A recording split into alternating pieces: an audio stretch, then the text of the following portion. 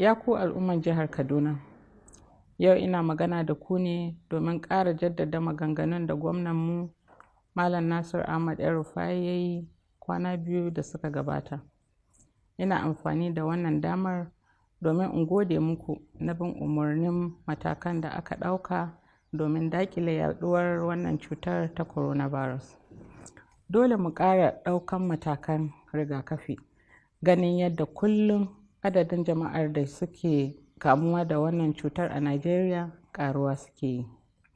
Da safiyar yau Laraba, Gwamna Malam Nasir El-Rufai ya jagoranci wani taro na manyan jami'an gwamnati domin bitan irin matukar da gwamnati ta ɗauka na daƙile yaɗuwar wannan cutar ta coronavirus, wanda suka haɗa da hana manyan tarurruka na jama'a, ƙulla kasuwanni sai dai kawai masu sayar da magunguna da abinci, da kuma shawarar da aka bayar na mutane su zauna a gidajensu. Gwamnati na sani da irin halin kunci da waɗannan dokoki za su jefa mutane, kuma muna ba jama'a haƙuri game da hakan.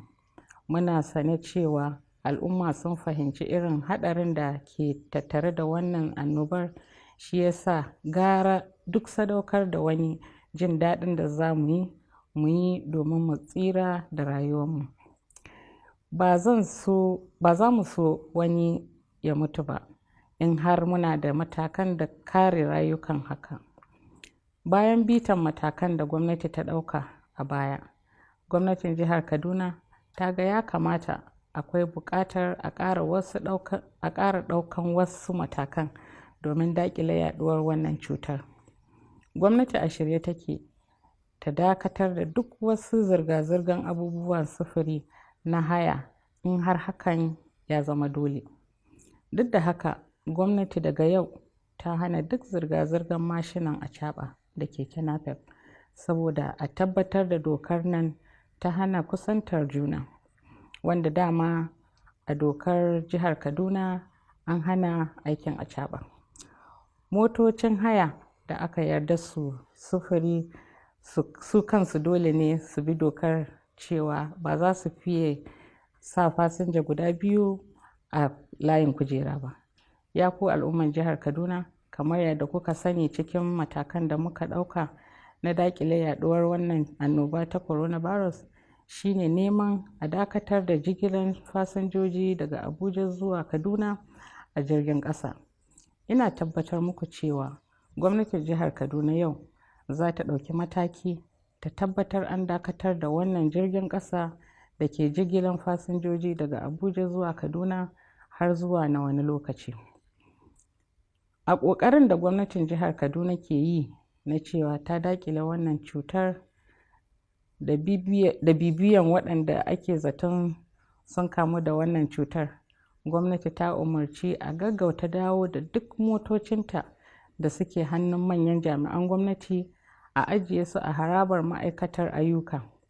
Direbobin waɗannan motoci su tabbatar sun sami kwamishiniyar ayyuka domin bayar da lambobin wayarsu. Gwamnatin jihar Kaduna ta fara biyan albashin watan Maris, saboda haka tana shawartar ma'aikata da su yi tattali saboda matsalar da za a iya fuskanta nan gaba. Gwamnati na ƙoƙarin ganin yadda za ta tanadi abinci domin rarrabawa marasa galihu, ko da za a sa dokan ta ɓaci nan gaba.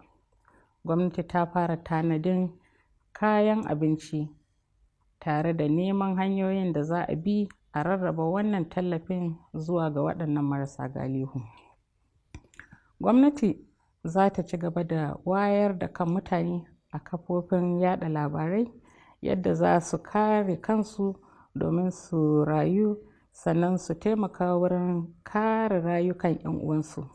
Ina mai ƙara tabbatar muku cewa ba za mu yi sakaci ba wurin ɗaukan duk wani mataki da muka ga ya dace domin daƙile wannan annoban.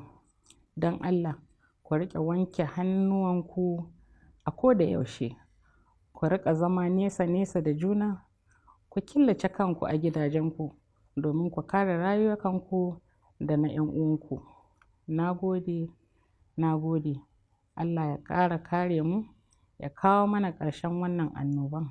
Amin.